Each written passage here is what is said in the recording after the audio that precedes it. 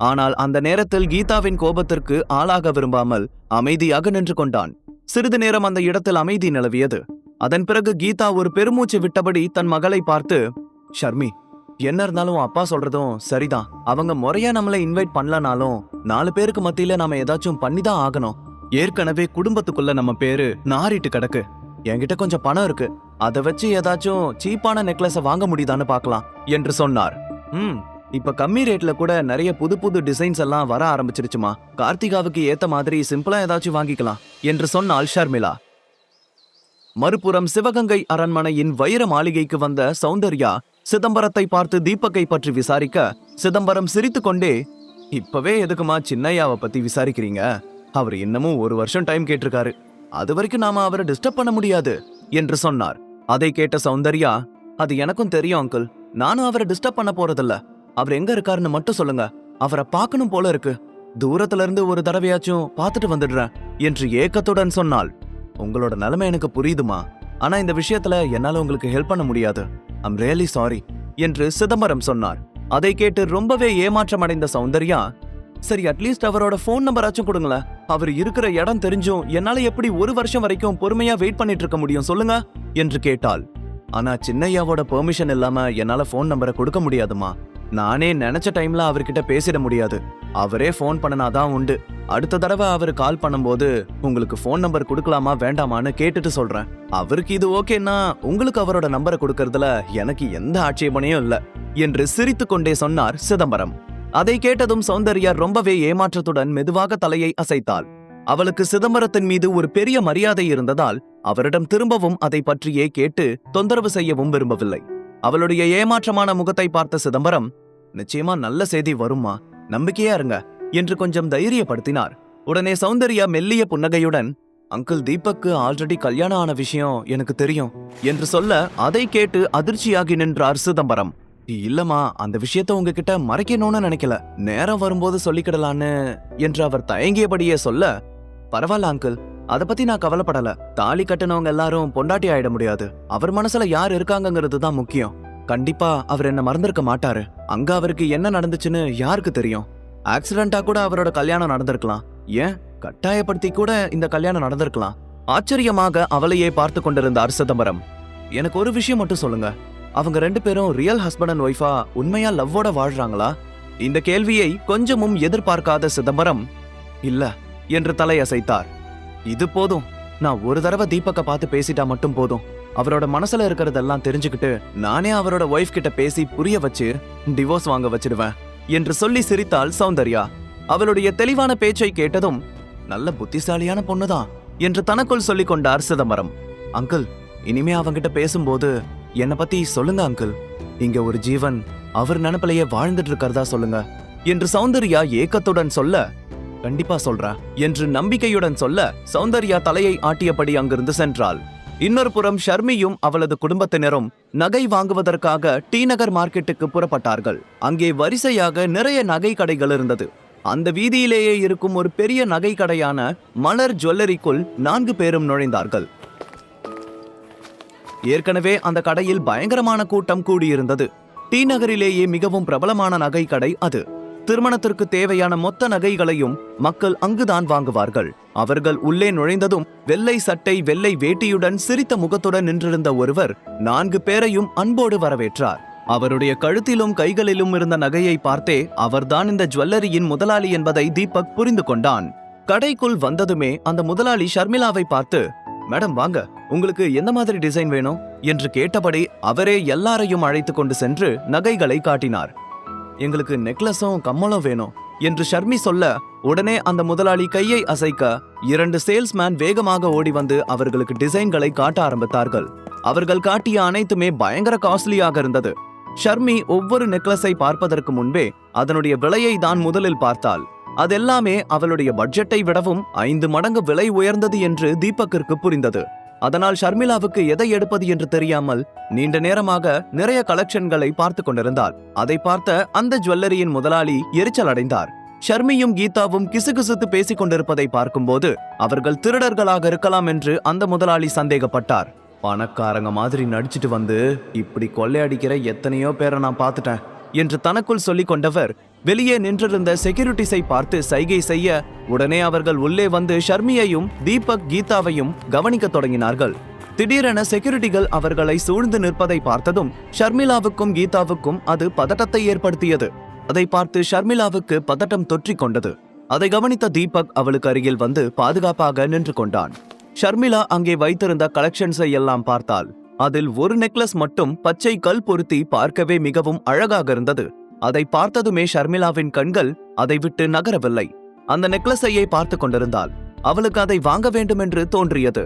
ஷர்மிளாவை கவனித்த அந்த கடையின் முதலாளி, இது ரொம்ப ரேர் பீஸ் மேடம், ரொம்பவே மெனக்கெட்டு இந்த டிசைனை பண்ணிருக்காங்க, நீங்க ட்ரை பண்ணி பாருங்க என்று அதை ஷர்மிளாவிடம் கொடுத்தார்.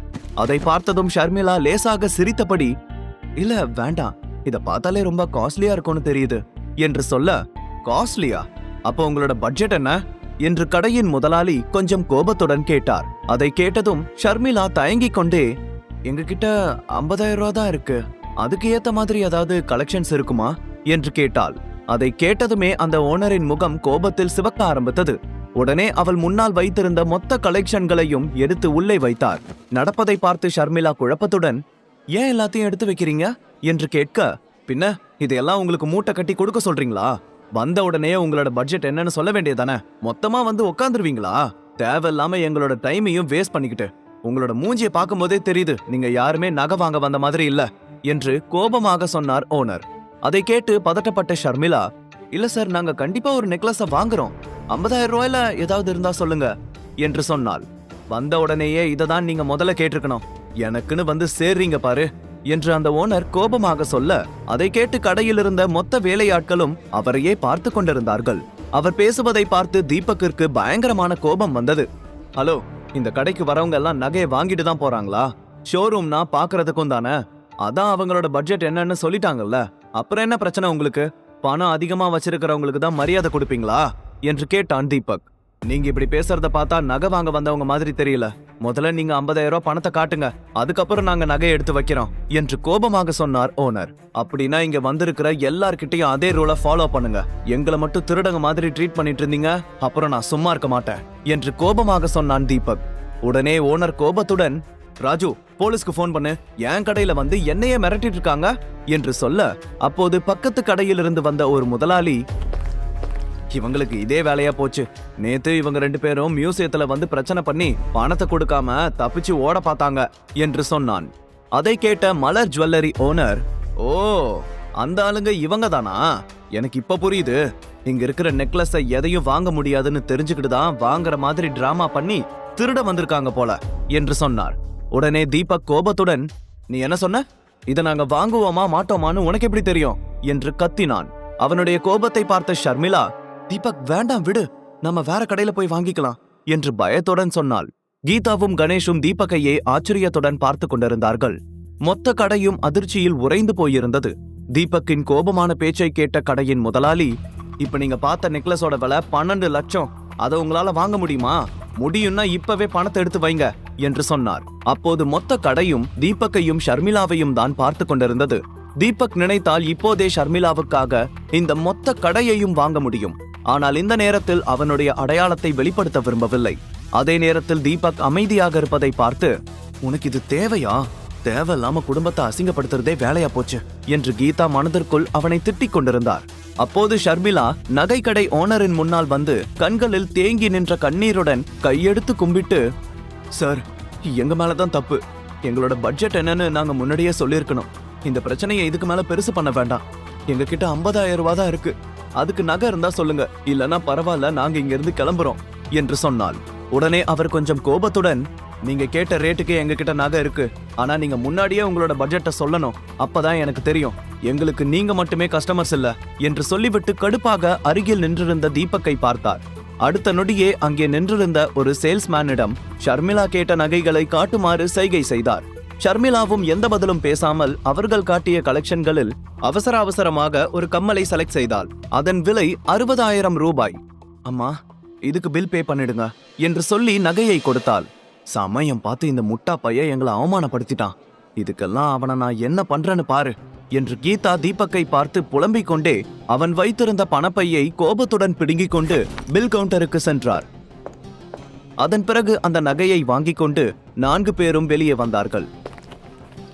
தீபக் கடைசியாக கடையை விட்டு வெளியே வர அந்த கடை முதலாளி அவனை பார்த்து, தம்பி, உங்க பாக்கெட்ல பணம் இல்லைன்னா இந்த அளவுக்கு கோபம்லாம் வரக்கூடாது. உங்க மாமியார் உங்க கையில இருந்து பணத்தை புடுங்கும் போதே தெரியுது வீட்டுல உங்களோட மரியாதை எந்த அளவுக்கு இருக்கும்னு. அங்க காட்ட முடியாத வீரத்தை எங்க கிட்ட காட்டக்கூடாது என்று நக்கலாக சிரித்து கொண்டே சொன்னார். தீபக் எதுவும் பேசாமல் அவரை ஓரக்கண்ணால் முறைத்து பார்த்துவிட்டு அந்த இடத்தை விட்டு வெளியே வந்தான். வெளியே காரில் எல்லோரும் தீபக்கிற்காக காத்து கொண்டிருக்க அவன் நேராக வந்து, ஷர்மி, நீங்க முன்னாடி போங்க, நான் பின்னாடி வரேன் என்று சொல்ல கீதாவின் முகம் கோபத்தில் சிவந்தது. ஏன் இவ்ளோ நேரம் இங்கிருந்து எங்களோட மானத்தெல்லாம் வாங்கினது போதாதா என்று கேட்டார். இல்ல ஆண்டி, நீங்க தப்பா புரிஞ்சுக்கிட்டீங்க. நான் வீட்டுக்கு கொஞ்சம் காய்கறி வாங்கணும், அதான் பின்னாடியே வரேன்னு சொன்னேன் என்று சொன்னான் தீபக்.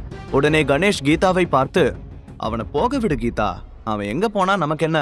கொஞ்ச நேரமாச்சு அவனோட மூஞ்சியை நீ பார்க்காம நாம கொஞ்சம் நிம்மதியா இருக்கலாம்ல என்று சொன்னார்.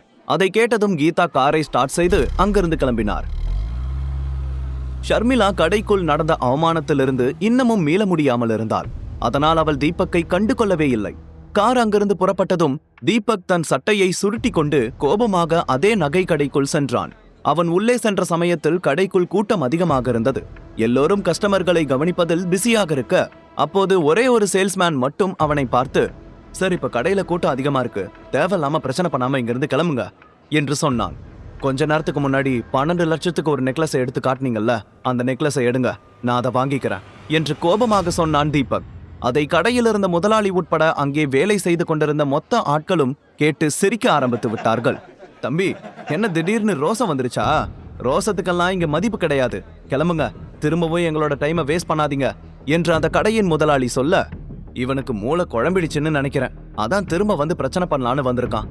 போறியா இல்ல போலீஸை கூப்பிடவா என்று பக்கத்து கடை ஓனரும் தீபக்கை கிண்டல் செய்யும் விதமாக சிரித்து கொண்டே சொன்னார். ஆனால் தீபக் தனக்கு முன்னால் நிற்பவர்களை பார்த்து கோபப்படாமல் அமைதியான தோணியில், முழு கதையையும் கேட்டு மகிழ பாக்கெட் FM ஆப்பை டவுன்லோட் செய்யுங்கள். லிங்க் டிஸ்கிரிப்ஷனில் கொடுக்கப்பட்டுள்ளது.